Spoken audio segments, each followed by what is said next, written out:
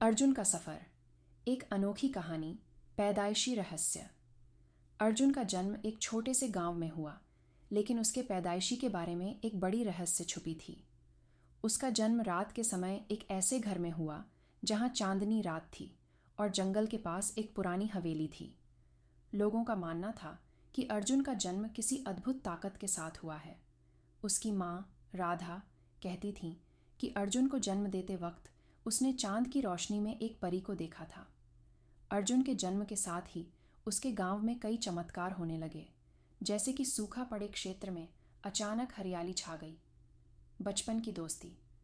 अर्जुन का बचपन उसके सबसे अच्छे दोस्त अमन के साथ गुजरा। दोनों मिलकर हर दिन नए नए एडवेंचर पर निकल जाते। एक दिन उन्होंने एक पुरानी किताब पाई जो उन्हें एक छिपी हुई दुनिया के बारे में बताती थी। उस दुनिया में जाने के लिए उन्होंने बहुत मेहनत की और आखिरकार एक रात उन्हें वह रास्ता मिल गया। उस दुनिया में एक पुराना मंदिर था जहाँ एक प्राचीन विद्या लिखी थी जो सिर्फ अर्जुन ही पढ़ सकता था। उस मंदिर की चाबी पाने के लिए उन्होंने कई मुश्किलों का सामना किया, जिसमें उन्हें अपने साहस और समझदारी का परिचय देना पड़ा। नए परिवार से मुलाकात।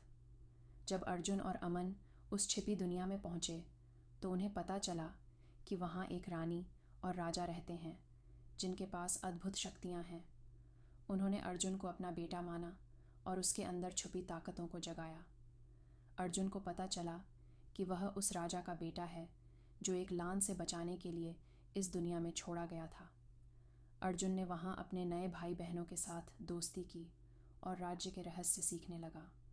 उसके पिता राजा विद्याधर ने उसे एक अद्भुत तलवार दी जो सिर्फ सच्चे दिल से चलाने वाले को अपनी ताकत देती थी। युवावस्था की प्रेम कहानी। जवानी में अर्जुन की मुलाकात एक सुंदर लड़की माया से हुई। माया भी उस छिपी दुनिया की रानी की बेटी थी। दोनों की दोस्ती प्रेम में बदल गई, लेकिन दोनों के रिश्ते में बहुत सी कठिनाइयाँ थीं। माया के पिता राजा कार्तिक को यह रिश्ता कबूल नहीं था क्योंकि उनके बीच एक पुरानी दुश्मनी थी। दोनों रिश्ते को जीतने के लिए अपने अपने परिवारों को मनाना पड़ा और अपने प्रेम को साबित किया। माया और अर्जुन ने मिलकर एक न्यायपूर्ण राज्य की स्थापना की जहां सबको बराबरी और न्याय मिलता था। आध्यात्मिक सफ़र।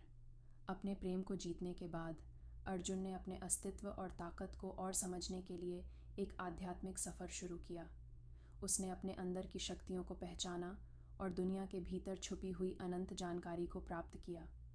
इस सफ़र में उसने कई गुरु और साधुओं से ज्ञान लिया। हिमालय की ऊंचाइयों में एक सिद्ध साधु से मिलकर उसने ध्यान और योग की कला सीखी। उसने जाना कि उसके अंदर जो शक्तियां हैं वह सिर्फ उसका ही नहीं बल्कि पूरी दुनिया का कल्याण करने के लिए है। विरासत की प्रतिष्ठा। बड़े होकर अर्जुन ने अपने पिता की जगह ली और राज्य को संभाला। उसने अपनी अद्भुत शक्तियों से राज्य को उन्नति और समृद्धि की ओर ले गया। उसने एक न्याय और शांति का साम्राज्य स्थापित किया जहां लोग सुख और शांति से रहते थे।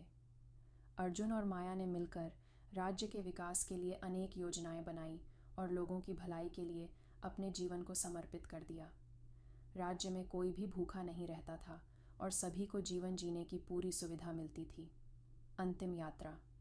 अर्जुन का अंतिम सफ़र भी उतना ही अनोखा था जितना उसका जीवन।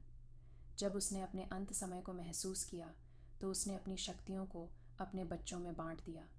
उसके 2 बेटे और एक बेटी थीं जो सभी उसकी तरह अद्भुत शक्तियों से संपन्न थे।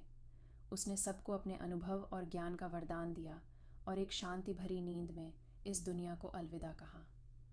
उसके बाद लोग उसके योगदान और प्रेम को याद करते रहे और उसकी कहानियाँ सदियों तक सुनाते रहे। अर्जुन का जीवन एक मिसाल बन गया और उसकी यादें लोगों के दिलों में अमर हो गईं।